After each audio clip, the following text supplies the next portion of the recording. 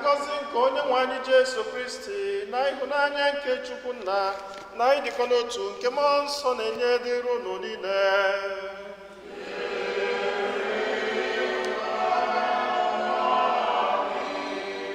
Ụmụnne m na Kristi, anyị niile agbakọtago ọnụ ọzọ n'ụbọchị tata n'obi Chineke iji welu sọpụrụ onye nwe anyị maka ihe ọma niile nke ọ na-eme na ndụ anyị, maka ngọzi ya niile n'ebe anyị nọ. Ka anyị na-ekele Chineke maka ihe ọma ndị ahụ niile, ka anyị na-ewelu onwe anyị, ezinụlọ anyị niile na atụmatụ anyị niile dị mma na-erunye n'aka Chineke. N'ụzọ pụrụ iche kwazị tata, anyị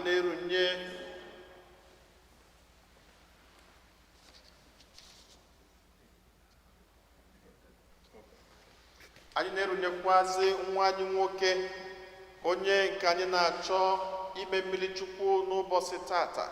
Anyị wee na-ayọ ka Chineke bịa nwa anyị nwanyị anyị na-achọ ime mmiri Chukwu n'ụbọchị tata, Adaure Ogechi Jiana Ọbasi. Ka Chineke gọziela anyị nwa anụnwa, ka ọ bụrụ nwatakịrị ga-eto n'egwu nke ya bụ Chineke, ka ọ bụrụ nwatakịrị ga-agbasi ike, ka ọ bụrụ nwatakịrị anyị ga-eji wee mee ọnụ. Anyị nweziri ọtụtụ ebumnobi ndị ọzọ, ka anyị runatazie n'isi ala runye Chineke ebumnobi ndị ahụ niile. Ezinụlọ Tobias na Basilia nna na-erunyekwazi Maasị n'ụwa maka ihe ha bụ n'obi.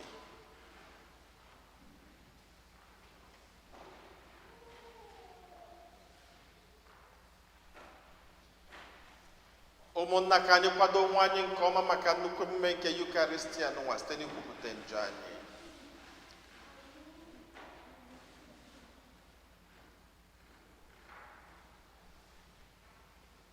Ekwupụta ngwa Chineke ji ike niile na ọnụ ụmụnna m meghere m nke ukwuu site n'echiche na okwu na omume, zeere m eziokwu m kwesịrị na nke site na mmemme nke kasị ukwuu, ka ndụ ya mara ọzọ ejiri na ndị mmụọ na ndị nsọ na ụlọ ụmụnna ndọbara kwụsịrị Nwachukwu. Ka Chineke jikere na-emela anyị niile ebere, gbaala anyị njọ anyị, ga-ma duru anyị na ndụ ebebe. Ekwe m n'otu Chineke,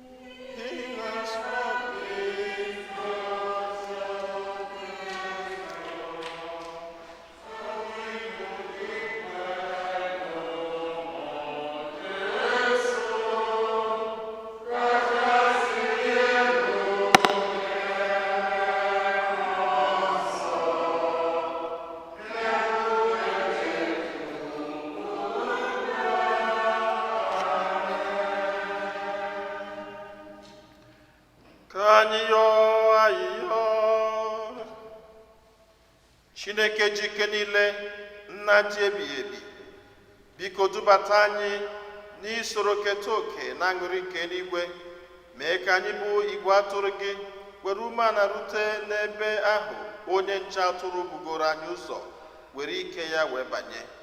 Anyị yọrọ nke a site na nwe anyị Jesu Kristi nwa gị, onye gị na ya dị ndụ na-achị na ịdịkọ n'otu nke mmụọ nsọ, otu Chukwu site n'ụwa ta ụwa niile.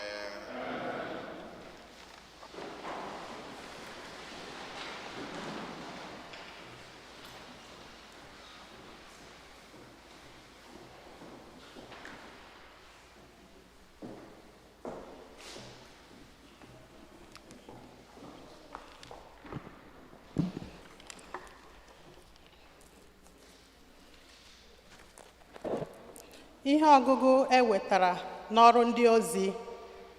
Ma Pita, ebe o jupụtara na mmụọ nsọ, ọ sịrị ha, ndị isi ala, ndị okenye, ọ bụrụ na ihe eji ekpe anyị ikpe taa bụ n'ihi ọrụ ọma arụrụ n'ahụ onye ngwọrọ na otu esi eme ka ahụ dị ya mma, ka o doo unu niile na ndị Izrel niile anya na ọ bụ n'aha Jesu Kristi onye Nazaret, onye unu kpọgburu n'obe, onye Chineke mere ka o si n'ọnwụ bilie, ka nwoke a guzo n'ebe a n'ihu dịka onye ahụ zuru oke. Jesu bụ onye ahụ akwụkwọ nsọ na-ekwu maka ya sị, nkume nke unu bụ ndị na-ewu ụlọ jụrụ ajụ aghọọla nkume dị mkpa n'ụlọ ahụ.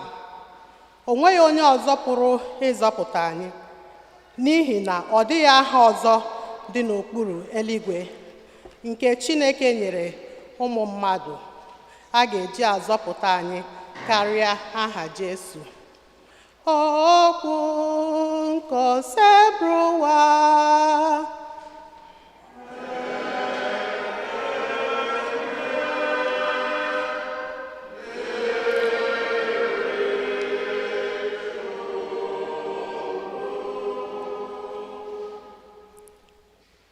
Nkume ndị na-ewu ụlọ jụrụ ajụ aghọọla nkume dị mkpa n'ụlọ ugbu a.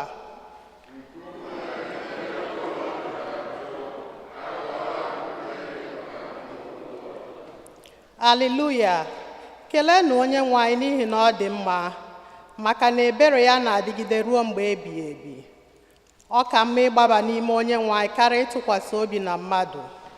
Ọ ka mma ịgbaba n'ime Onyenwe anyị karịa ịtụkwasị obi na ndị ọchịchị.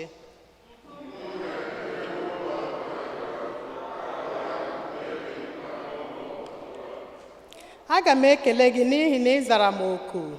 Ọ bụ onye nzọpụta m.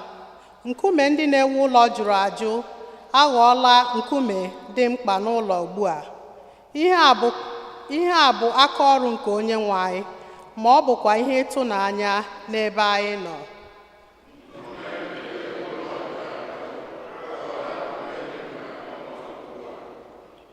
Ngọzi dịrị onye bịara n'aha Onyenwe anyị. Anyị si n'ụlọ Onyenwe anyị na-agọzi gị. Aga m ekele gị n'ihi na ị zara m oku. Ị bụkwa onye nzọpụta m. Keleenụ Onyenwe anyị n'ihi na ọ dị mma. Obiọma ya na-adịgide ruo mgbe ebighị ebi.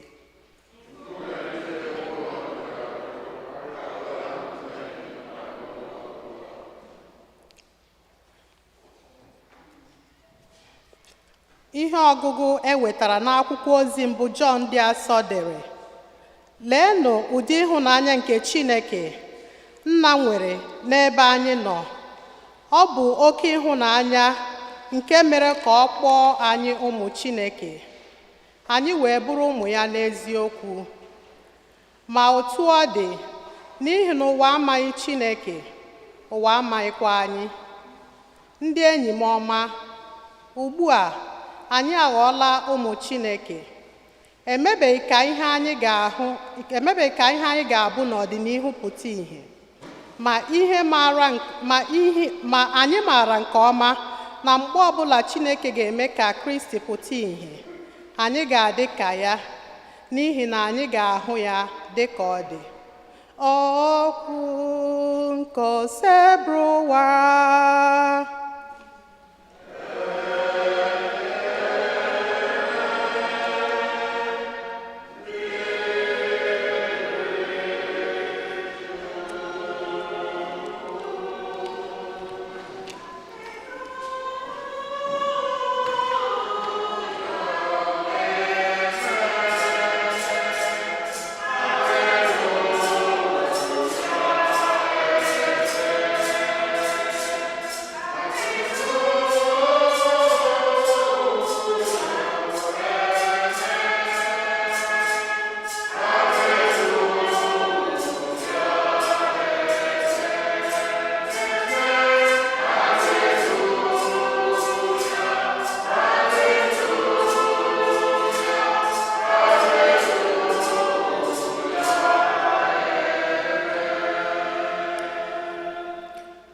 Onyenwe anyị kwuru sị, abụ m ezigbo onye nche atụrụ, amaara m atụrụ m, atụrụ m makwara m.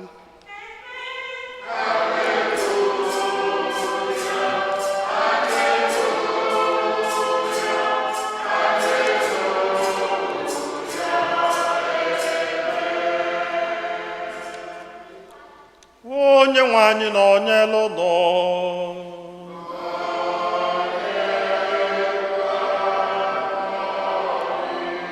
Ihe ọgụgụ nke a si n'oziọma dị nsọ nke Jọn dere.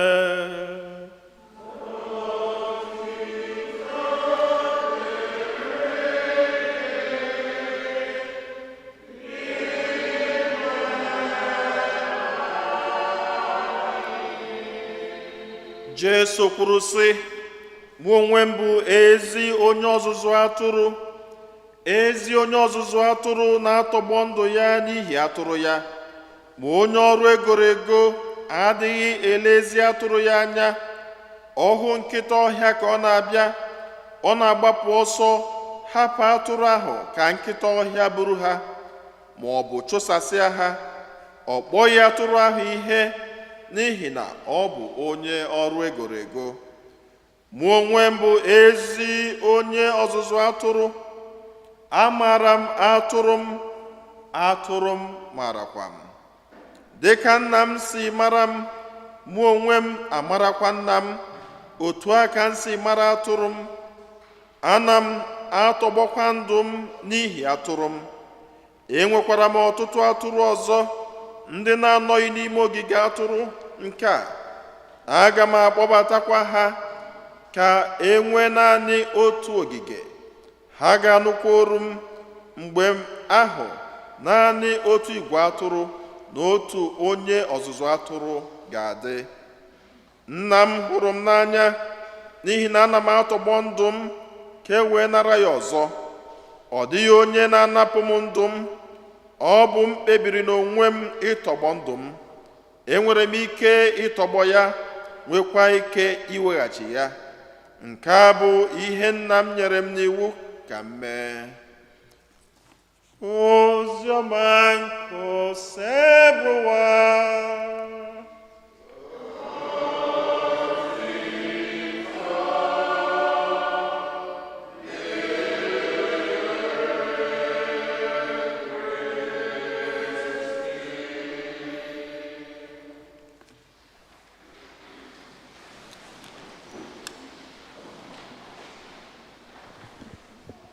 Otito dịrịnụ Jesu, onye jisi ike, onye gbakọtaghị alụ.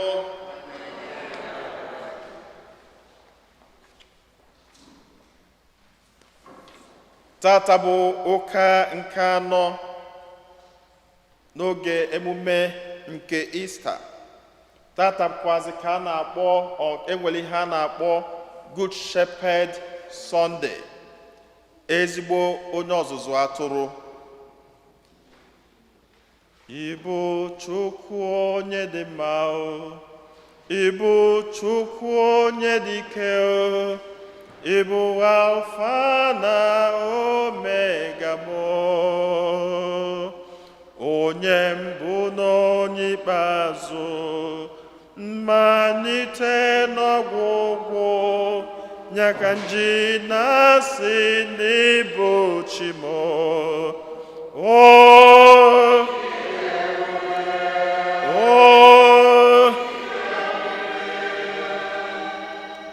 Ịbụ Alfa na Omega m, onye mbụ na onye ikpeazụ, mmalite n'ọgwụgwụ. Nyaka nji na-asị n'ịbụ chi m. Amen. N'ọmalịcha ihe ọgụgụ agụgasịla anyị n'ihe ọgụgụ nke mbụ. Anyị ọnwụ na ndị bịara ụka n'izuụka gara aga, ha ga-echeta na okwuchukwu mgbadoro ụkwụ na okwukwe na ụjọ, fear and faith, the fight between fear and faith. And onye anyị ji wee mee example bụ Peter, onye ụjọ jidelu, mana mgbe okwukwe bịalụ n'ime owele okwukwe ahụ wee melie ụjọ, maka na anyị rapụ ka ụjọ take over our lives, ndụ anyị ama enwe isi. Mana ihe na-enye anyị ike, maka na akwụkwọ nsọ si, without faith you cannot please God. Na ọ bụrụ na iwepụ okwukwe n'ime ndụ gị, ịma na ndụ gị ga na-atọzi aja aja. Abịa n'ihe ọgụgụ agụla anyị tata, egosikwa anyị Peter ahụ ọzọ, ebe ọ kwụ n'iru ndị Sadducees na-ekwuwapụ okwu. Nke a bụ izizi Peter na-ekwu okwu n'ihu ndị authorities, n'ihu ndị Sadducees, n'ihu ndị Pharisees. Kedu okwu Peter na-ekwu tata? Ọ na-ekwu maka mbilite n'ọnwụ. Now, ihe m chọrọ ịkọwa bụ na mbilite n'ọnwụ, ịbịa na be ndị Juu, enwelu ndị Pharisee, na-enwe ndị Sadducee. Ndị Pharisee kwenyelu na-enwelu mbilite n'ọnwụ, kwetakwazi na-enwelu spirit, etu ndị be anyị kwetalụ. Ndị Igbo kwetalụ na-enwelu mbilite n'ọnwụ, mana mbilite n'ọnwụ nke ndị Igbo kwetalụ bụ gịnị? Elu ụwa. Thank you. Reincarnation. Because they could not explain the fact. Ihe anyị ghọtara chi bụ na chi anyị bụ nke anyị na ya nọ, nke na-echekwaba anyị. Ọnya na-eme amụọ nwa, etu a mụrụ mana nwoke ka ọ na-aba amụọ. Nwoke ọbụla enwe gịnị? Chi nke ya. Nwoke ọbụla nwere chi a na-edobe n'ezinụlọ. Ya bụ ọpụta ụtụtụ, ọwalụ chi ọjị.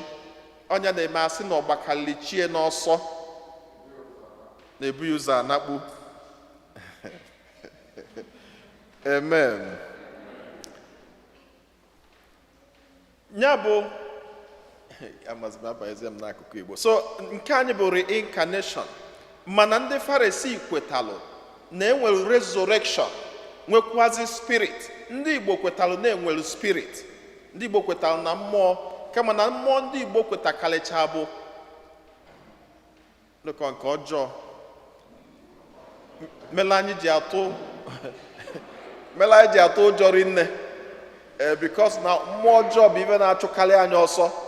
So bana the fact remains na enwelu spirit ndị be anyị kwetalụ. Mana ịbịakwa na be ndị Juu, enwekwala another group ọzọ a na-akpọ Sadducees. Ndị Sadducee ekwetara na enwe resurrection. Ndị Sadducees ekwetara kwuru na enwelu mmụọ. And so mgbe Peter na Paul ha na-akọwa maka mbilite n'ọnwụ dị nwe anyị Jesu Kristi, iwe wee na-ewe ndị Sadducee na ihe ha na-ekwu abụrụ eziokwu, maka na onye nwụrụ anwụ ada-eme gịnị? Ada-ebilite ọzọ. And na enwere ihe bụ mmụọ, ya bụ na ha na-edeceive ndị mmadụ. Ọ ihe ndị Sadducees kpọrọ ya. Then nke bụ na-ewe ndị Sadducees iwe bụ na Peter na Paul na John ha na-agagharị na-agwa ndị mmadụ na ọha nwagburu Jesu. Iwe wee na-ewegharị nne. Ọnya melụ at this point bụ mgbe Peter fụrụ ofu nwoke dalụ ngwọrọ n'ebe mmiri na-akpọ, ebe a na-akpọ Portico of Solomon. Peter wee sị ya na silver and gold we do not have, but what we have we shall give. Kedu ihe ha nwere? Ọsị na onyinye anyị nwere bụ afa Jesu, na site n'afa Jesu dị ndụ, n'afa Jesu dị asọ, na anụ m asị gị kunye ebe ị nọ kịta ka ime gịnị? Ka ị gaba ije. Ozugbo onye ahụ gabara ije, Peter na John wee bidozie kwuba okwu nọọ ike Jesu ahụ unu gburu, mana Jesu ahụ adịkwa na ndụ ọzọ, n'ọnya na-alụ ọrụ onunwa. Ndị Sadducees wee nwudo ha, wee tụọ ha nga. Tata ka akpọpụtazi ha n'ihu Sanhedrin, wee sị ha, bịazianụ gị unu kọwaa ihe unu na-akọ maka Jesu nwụrụ anwụ. Peter wee kwuruzie. Now at this point Peter has been able to defeat fear. Weluzie faith wee na-aga. Maka na ọ bụrụ na okwukwe ahụ si elu gị ike, nwa okwukwe siri ike, no matter the obstacles of your life, ị ga-enwe enough energy in you to push on. Okwenye bụ the power of faith. Onye ọbụla nọ n'ime anyị nwere challenges. Sometimes ị nwekwa ike ime ihe ọma, just like Peter. Onye gwọrọ onye ngwụrọ, o mere ihe ọma ka o mere ihe ọjọọ? mana ọnya ka ha jelu nga maka ya. Ị nwere ike imelụ mmadụ ezigbo ihe ọma, ndị mmadụ a na-afụ ya anya, mana maka ha si akpọrọ gị akpọ, ihe ọma ahụ imere abụrụ gịnị ihe ọjọọ. And you will even suffer so much for it. And sometimes ị na-ajụ onwe gị ọ gịnị meziri ọnọdụ ahụ ka ụmụazụ Jesu fụrụ. Mana kedu ihe survival ha in that difficult situation? Okwukwe. Ha ekwere ka ụjọ banye ha n'arụ, kama na maka na ha ma onye ha na-efe ofufe, ha were okwukwe ahụ wee na-eme gịnị wee na-aga. Ọnya ka Pita ji wee nọ n'ihu asị ha na ọ bụ Jesu ahụ unu kpọgburu n'obe na ọ bịa nyere anyị ike ha iji alụ ọlụ tata, na okwute ndị ọlụ jụrụ ajụ abụrụgo gịnị okwute eji mere isi ụlọ. The stones which the builders have rejected has become the cornerstone. Abịakwa n'oziọma egosi anyị onye Jesu bụ the good shepherd, onye ọchị atụrụ. Ofu ihe nchọrọ ka anyị n'anya n'okwu ahụ, Jesu asịrọ na ya bụ shepherd, maka na anyị niile bụ shepherd. Anyị niile n'ebe a bụ shepherd. Ime ihe distinguishes anyị niile, the adjective that qualifies the kind of shepherd we are. So that onye ọbụla bụ onye ọzụzụ atụrụ, mana ihe ọ bụzi bụ ibu a good one ka ịbụ gịnị a bad one. Or that adjective that qualifies the shepherd. Ọnọdụ kịta ka ụmụaka anyị niile jụrụ ebe a. Anyị bụ ndị nne na nna are the shepherds of these kids. The question is, are we good shepherd or are we bad shepherd? It's a very simple thing. Are we good shepherd or are we bad shepherd? Akwụkwọ nsọ si anyị na good shepherd na-atọgbọ ndụ ya. Ọ sịrị anyị na ọ na-adị very selfish. Ọ sị anyị na ọ na-atọgbọ ndụ ya maka atụrụ ya. To what extent are we sacrificing? To what extent are we sacrificing for our family, for our children? Ị na-anya ifu na onye ọbụla na-aghọ ibi ya aghụghọ. Nwoke na-aghọ nwunye, nwunye na-aghọ di. Maka na onye ọbụla na-akpọ ụbụrụ. A na-aghọzi aghụghọ ahụ, kedu ndị ọ na-adagide? Ụmụaka. Are we good shepherd? Akwụkwọ nsọ sị anyị na ezigbo onye ọzụzụ atụrụ na-egosi n'omume. Kedu omume ị na-egosi? Anyị na-anya n'ezinụlọ ndị obodo a, so many of them enwe na nnukwu nsogbu because of selfishness and divorce. Selfishness and divorce. Enwe nwatakịrị nne na chọọchị m yesterday. Arọ ole ka ọ dị? 22 years. Agbali egbe. Kedu moto nwatakịrị n'anya? Maserati. 22 years. N'anya Maserati. So many of us alọtabere n'ọlụ since ụwa ha. Ofu nwatakịrị ji goro ofu moto at the age of 22. Then can you picture ihe a ga-egosi gị how this child was trained? No matter the way we explain it. Now, kedu ihe nji wee sị na ọ dị nnukwu mkpa? Akwụkwọ nsọ si anyị na a good shepherd na ọ bụgodị na atụrụ ya dị 100 ofufuo na ọ na-eme gịnị? Ọ na-arapụ 99 ahụ mee gịnị? Chụba nke ahụ furu efu. Maka na ọ na-esteke ndị ya. Yes, kedu ihe ọ gosiri? Na ọ si abụgodị ụmụaka anyị na-azụ azụ. Na sometimes they will derail. Sometimes they will move out. Sometimes they will run into confusion. Mana ka ihe ndị a niile na-eme, what are you staking in it? Kedu isi na-etinye n'ime? Mana gịnị na-eme anyị? Number one, sometimes greed. Maka na o doo m anya na nwatakịrị a dị 22 years ago nwu Maserati. Onye m ihe ọ na-ebunye mama ya? Onye m ihe ọ na-ebunye papa ya? Ana nwere ike ihe ndị a niile ọ na-ebute ga-eme nne na nna ya emeze gịnị? Eme ọnụ shut up. Which they know is not okay. Mana ha emechi ọnụ ha maka na ha na-eri olili. A na-elibezi olili ahụ at 22, keduzi isi ihe ilitere na ya? Enyigo nwatakịrị ahụ nke a agago. Ihe niile ahụ agana. Yesterday, friends ya niile ndị anya adịghị mma ha nchakwuola ebe niile ka limozin one ka eji bịa limozin ịtọ white long limozin eji wee bịa etelogili etele ọgba nwatakịrị ọnọ n'ebe n'ime ala ọsọ abụrụgodi limozin 1 million wee bịa. We are just confusing ourselves unless we do our job. Etu aka ọ dịkwazi even ma divorce niile a na-ekwugharị because sometimes ị na-anya papa the young man anọrọzi ya ọsọsọ ya na mama ya. And that's why every now and then I speak to Igbo families. Ebe anyị si bi eteka. Ihe ọbụla na-eme n'ezinụlọ, try to figure it out. Anyị nwekwa ike na-ene ndị obodo anya chee na ọ dịrị ha mma, ọ dịrị ọlụ ha mma. Ọnọdụ ofu nwoke na ofu nwaanyị ma ọ bụ anọkata onye asị because of this gbabiri jewalụ ị na-eje ebe ka ị na-eje ebe ahụ ị na-eje ọka mma ebe ahụ ị na-eje akarọ mma. Ihe ọbụla na-eme n'ezinụlọ ka anyị na-patch ya up as much as possible. Maka inekwa anyị fụ na gịnị na-ese n'ezinụlọ?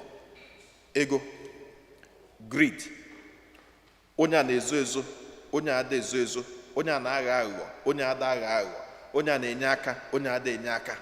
Ọgwụna anyị n'ebe ha niile anyị fụ na they are all circumvented around finance, money. Today, dị nwe na Jesu Kristi na anyị ka anyị bụrụ good shepherds. And there is no place you can be good shepherds except in your home. Because no ebe a ka ị ga-egosi nke iji bụrụ ezigbo onye ọzụzụ atụrụ. Ọ bụ ebe a ka ị gosipụta ọrụ gị n'ụzọ pụrụ iche. Etu aka ọ dịkwazị ma ebe niile anyị na-achị ọchịchị ị na-egosipụta ndị mmadụ na anyị niile bụ ife. Ka Chineke gọzie anyị niile, chekwaba anyị site na Kristi Onyenwe anyị. Ugbu a anyị ga-emezi nwa anyị baptizim Adure Ogechi Gianna Obasi.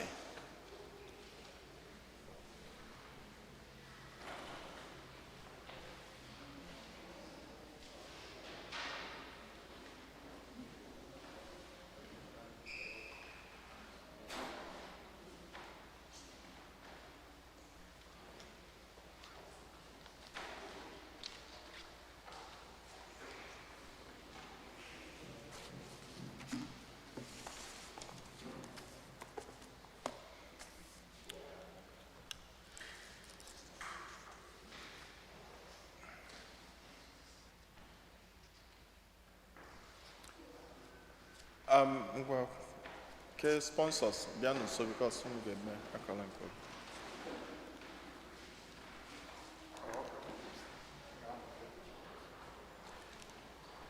So,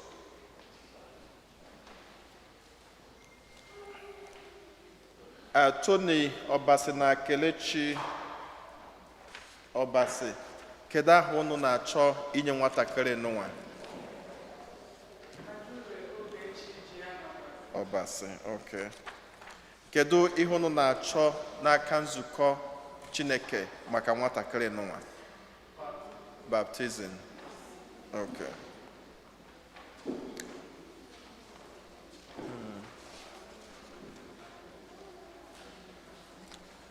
You have asked to have your child baptized. In doing so, you are accepting the responsibility of training her in the practice of faith. Unu mana nwatakịrị n'ụwa anyị na-eme mmiri Chukwu ọ mara okwu. So, okwukwe unu ka anyị ji eme mmiri Chukwu, ya na okwukwe sponsors ka anyị ji eme mmiri Chukwu.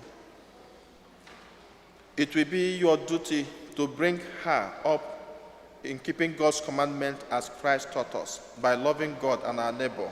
Do you clearly understand what you are supposed to do? Do you? Okay. So, sponsors, godparents, are you ready to help the parents of this child in their duty as Christian parents? Okay. Adure Gianna, the Christian community welcomes you with great joy. In its name, I claim you for Christ our Savior by the sign of the cross. I now trace the sign of the cross on your forehead, and I invite the parents and godparents to do the same.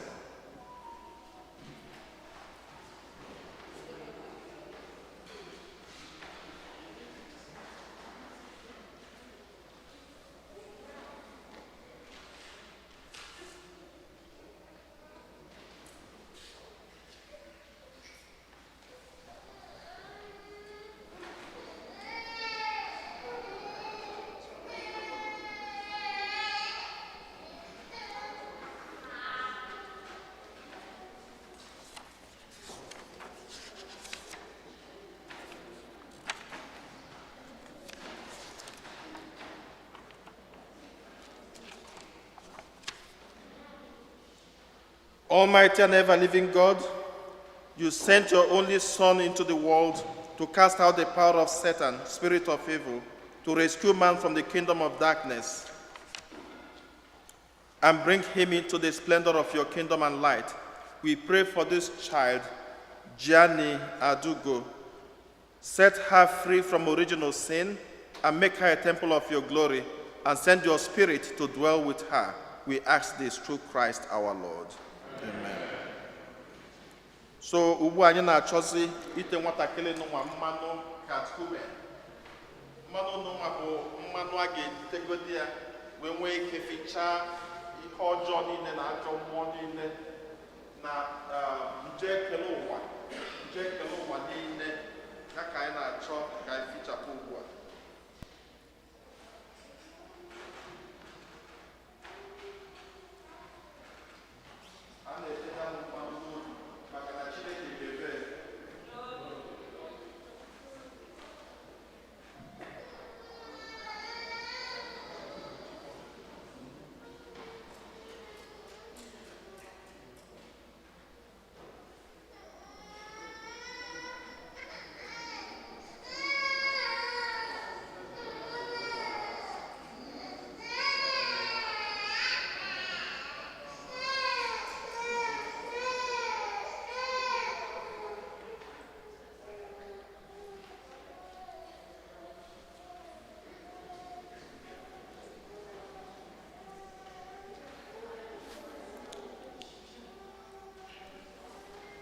Adugo, we anoint you with the oil of salvation in the name of Christ our Savior.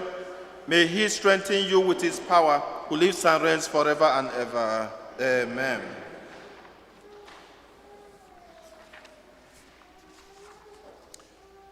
My dear brothers and sisters, we now ask God to give this child new life in abundance through water and the Holy Spirit.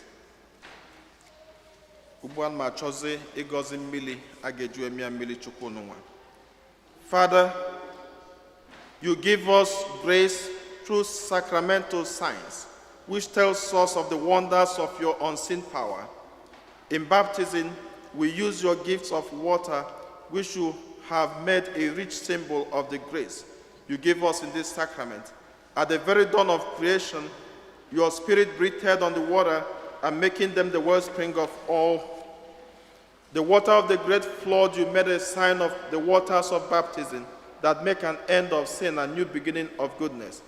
Through the waters of the Red Sea, you led Israel out of slavery to be an image of God's holy people, set free from sin by baptism.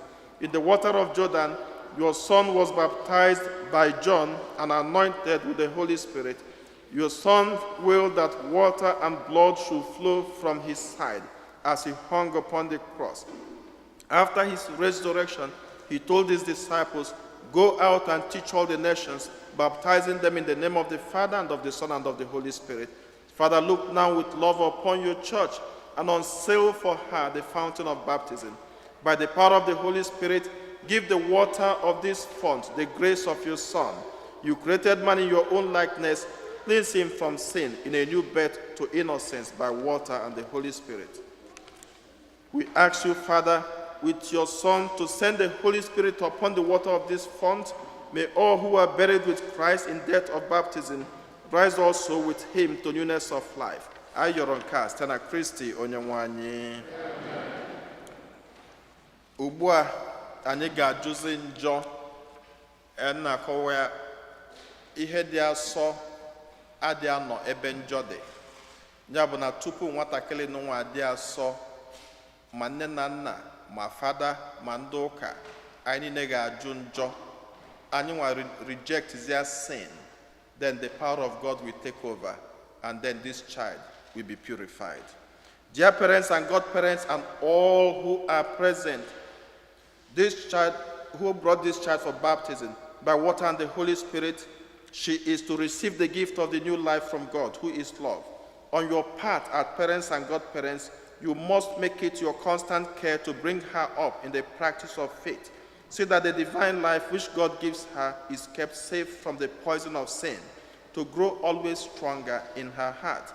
If your faith makes you ready to accept this responsibility, parents and godparents, renew, and every person in this church, renew now the vows of our own baptism, reject sin, profess your faith in Jesus Christ. This is the faith of the church. This is the faith in which this child is about to be baptized. And so I ask all of us, especially the parents and godparents, do you reject sin and all his works and all his empty promises? Do you believe in God the Father Almighty, creator of heaven and earth? Do you believe in Jesus Christ, his only Son, our Lord, who was born of the Virgin Mary, was crucified, died, was buried, rose from the dead, and is now seated at the right hand of the Father? Do you believe in the Holy Spirit, the Holy Catholic Church, the communion of saints, the forgiveness of sins, the resurrection of the dead, and life everlasting? This is our faith. This is the faith of the church. We are proud to profess it in Jesus Christ our Lord. Amen. Now again, parents and godparents, is it your will that Adure should be baptized in the faith of the church, which we have all professed? We didn't hear you. Yes. Good. All right.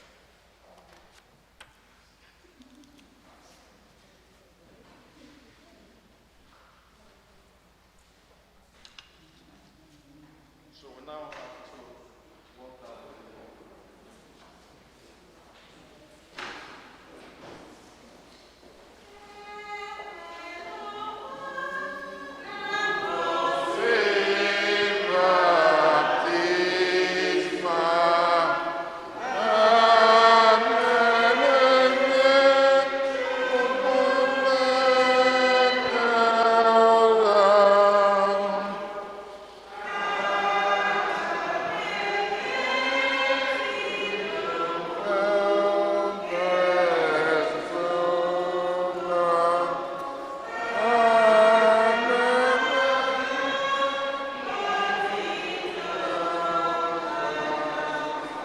Yelomaka Aka Maria Adure abaptize gị n'afa Nna na Nwa na Mmụọ Nsọ. Maka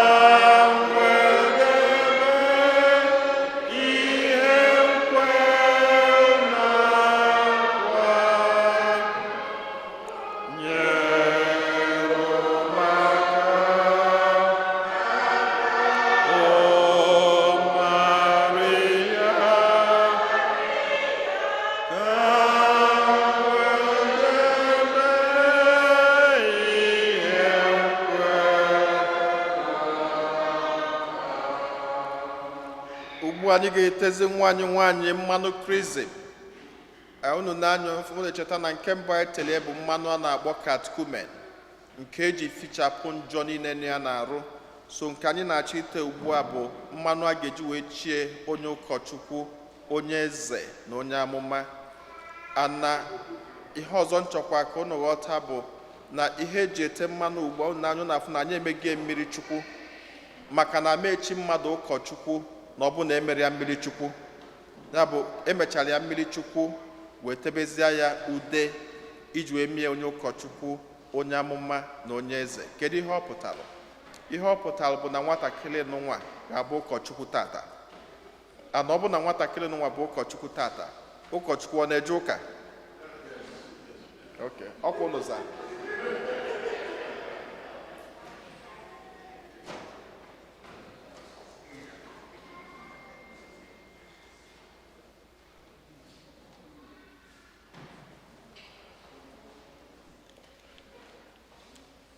God, the Father of our Lord Jesus Christ, has freed you from sin, giving you a new birth by water and the Holy Spirit, and welcomes you into his holy people.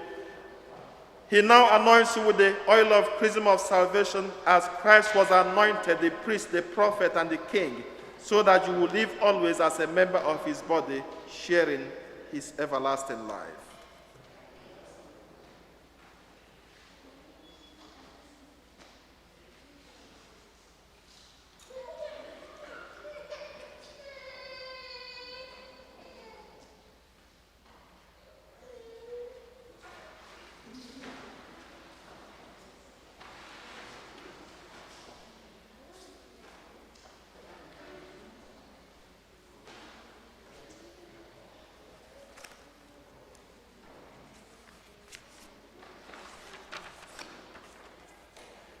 Ugbu anyị ga-eyibezie akwa ọcha maka na echi gị ụkọchukwu chie ya onye amụma.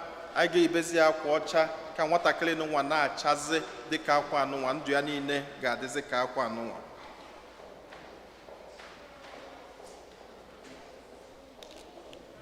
Adure, you have become a new creation and have clothed yourself in Christ. See in this white garment the outward sign of your Christian dignity, with your family and friends to help you by word and example, and bring that dignity on stand into everlasting life of heaven. Amen.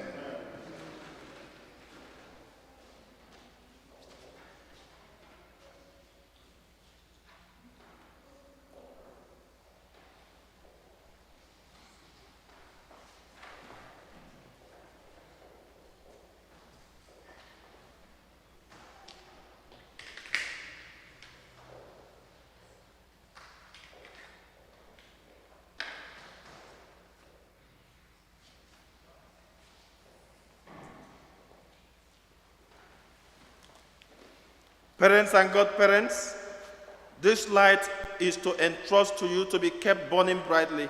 This child of yours has been enlightened by Christ. He is to walk always as a child of light. May she keep the flame of faith alive in his heart. When the Lord comes, may she go out to meet him with all the saints in the heavenly kingdom. Amen.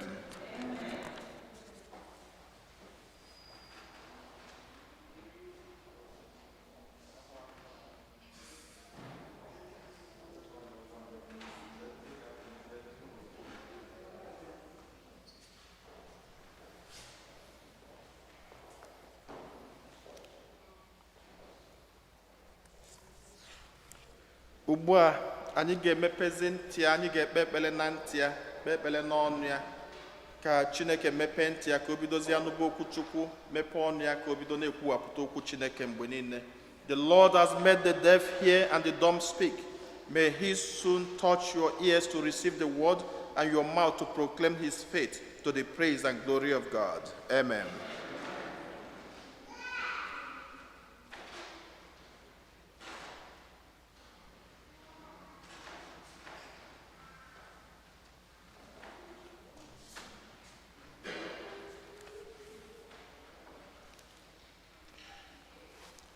Adugo, you have put on Christ. In him you have been baptized. Alleluia, alleluia. Alleluia.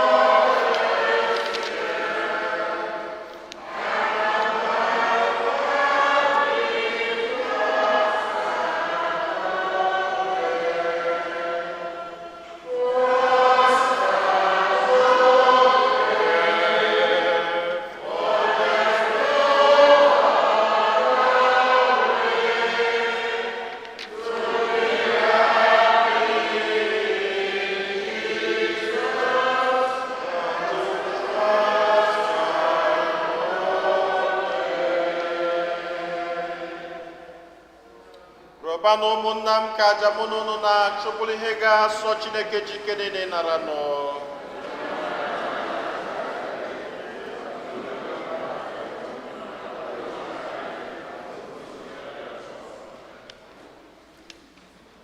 Onye nwe anyị na-esite n'ihe omimi ọnwụ na mbilite n'ọnwụ Kristi na-enye gị ekele mgbe niile.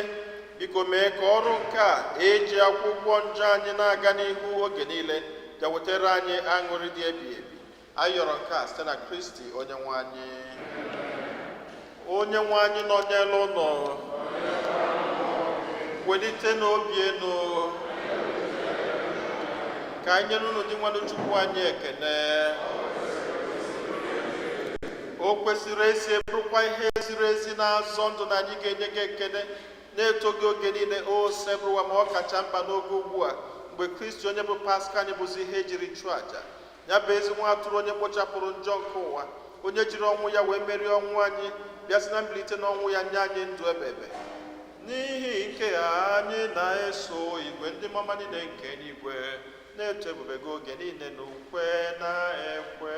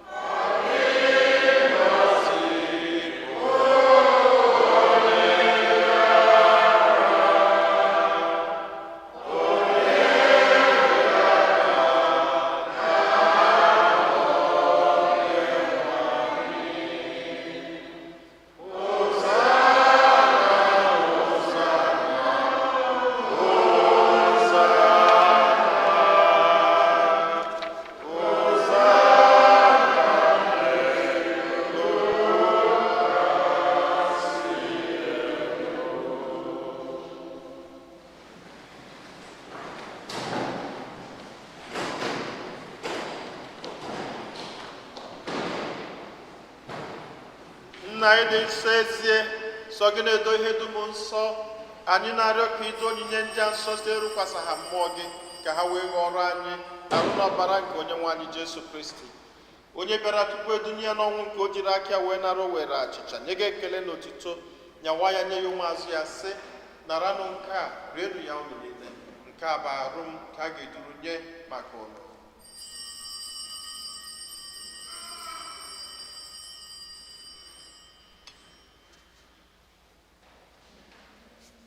Otu akwa ka o siri mee mgbe ha richara nri anyasị, o buru iko mmanya nyekwa gị ekele n'otuto bunye ya ụmụazụ ya sị, naranụ nke a ṅụọnụ ya unu niile, nke a bụ iko nke ọbara m nke ọgbụgba ndụ ọhụrụ dị ebebe, a ga-agba n'ihi nna n'ihi mmadụ niile ka e were gbaghara njọ, na-emenụ nke a na ncheta nke m.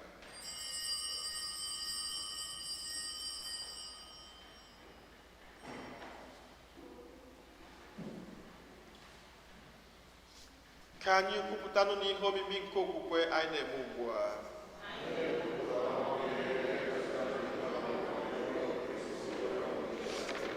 Nna, na ncheta nke ọnwụ na mbilite n'ọnwụ nke nwa gị, anyị ebunye gị achịcha nke ndụ na iko nke nzọpụta. Anyị na-ekele gị n'ihi na ikwere ka anyị dị mma ikpụrụ n'ihu gị na-efe gị.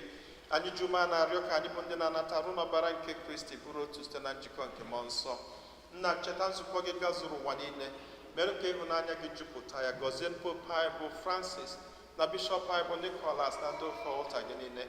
Chetakwa ụmụnne anyị ndị ji okwukwe wee gaa n'ezumike nke ọnwụ, kpọbata ha na ndị ọzọ niile nwụrụ anwụ n'ihe nke ebube gị. Biko meela anyị niile ebere ka anyị soro Virgin Maria dị ngọzi nne nke Chukwu na ndị apọstụl na ndị nsọ gị niile ndị mere uche gị n'ụwa wee keta ndụ ebebe, ka anyị sorokwanụ ha na-eto gị na-edu gị ebube site na Jesu Kristi nwa gị. Ihe niile kere eke na-eso ya bụ Kristi na-esikwa n'ime na n'aka ya na-edekọ n'otu nke mmụọ nsọ na-enye gị bụ Chukwu nna jike niile nsọpụrụ na otito niile site n'ụwa ta ụwa niile. Nna anyị nọ n'eluigwe,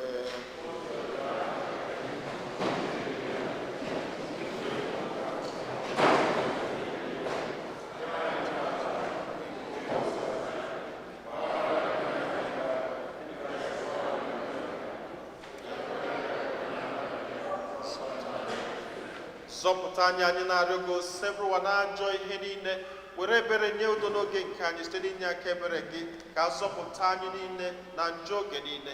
Anyị were gbanahụ nsogbu niile, were nchekwube dị nsọ na-atụ anya maka mbịaghachi nke onye nzọpụta anyị Jesu Kristi. Onye nwe anyị Jesu Kristi, onye gwara ndị apọstụl gị, udo ka m na-arapụrụ unu, udo nke m ka m na-enye unu, elekwana anya na njọ anyị kama lekwasị anya na okwukwe nke nzukọ gị. Nye ya udo na ịdịkọ n'otu mgbe niile ka uche gị siri chọọ, gị bụ onye dị ndụ na-achị ebe.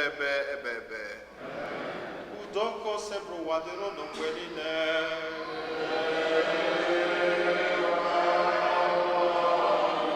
Nyerịta n'onwe unu wee kene nke udo.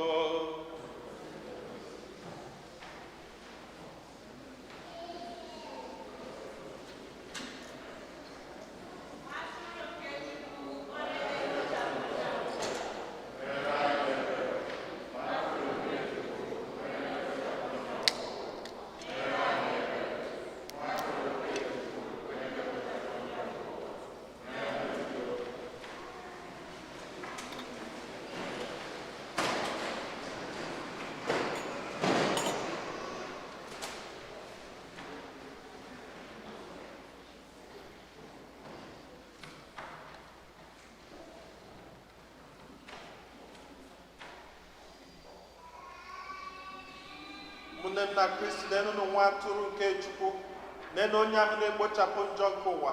Anyị niile nwekwa onye isi ọma bụ ndị abụọ n'ori nke nwa atụrụ Chineke.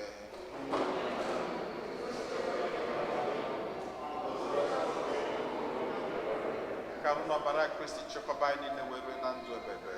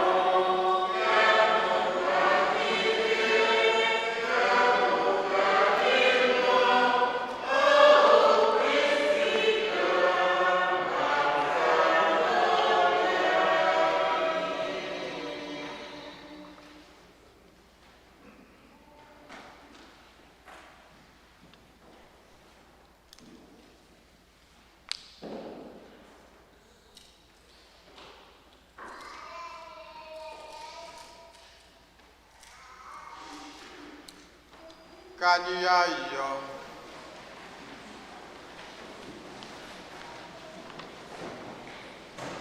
Dị nwenụ, inyela anyị nri ọma nke eluigwe, biko mee ka anyị na-enwe agụ oge niile maka achịcha nke a na-enye ezigbo ndụ. Anyị yọrọ nke a site na Kristi onye nwe anyị.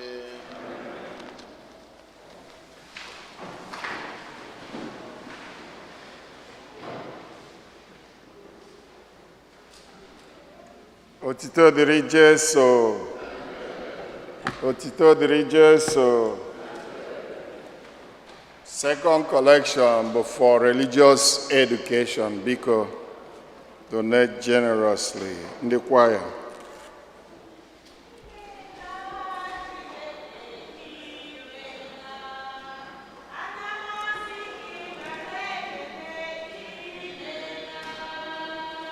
Imela Chineke, imela.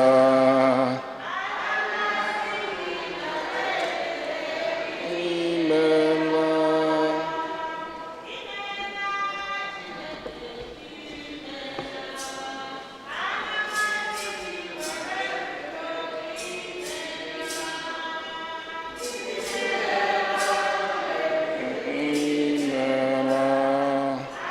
Masị narị ekene. Otito dịrị Jesu. Otito dịrị Jesu. We are now accepting dedication for our flower circles for the summer outside. For the summer months, the minimum donation is still $25 and is on first come, first served basis. We invite all our youth to join us for our youth mass every third Sunday, 9:15 a.m. Teenagers from 12 years and older.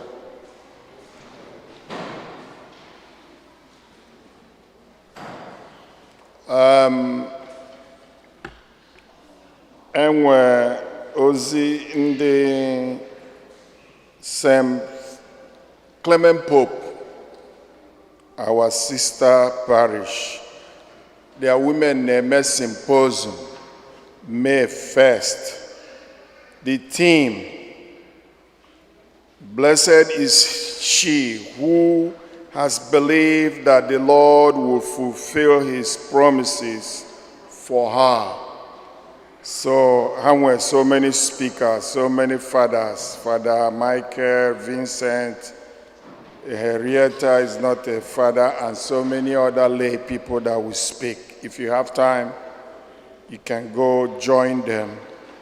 The time is 11 a.m. to 2 p.m. on May 1st, Saturday. Biko, ka anyị kọọlụ na our new Christian, Ada Obasiaka, biko no.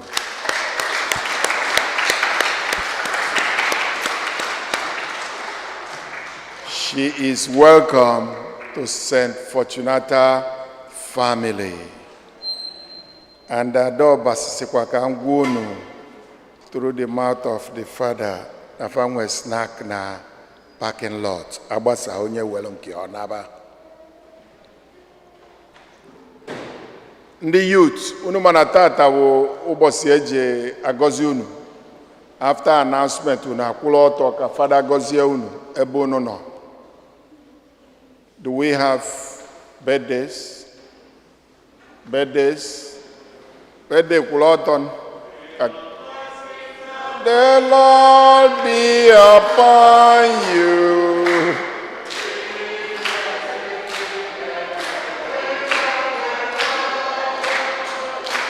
May the blessings of the Lord be upon you.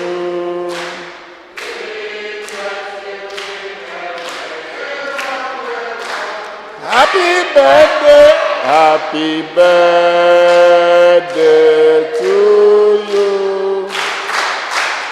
Happy birthday to you. Happy birthday, dear Happy birthday to you.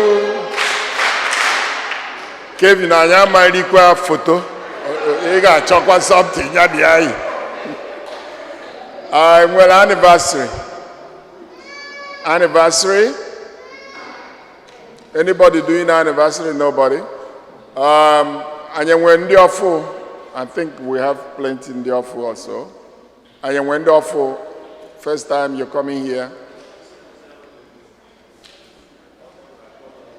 And where? Because Abasa, una nodane, father say photo with Inde Bala Ukwo, Onya Una Wepuba. Oh, sorry. Inde me baptism.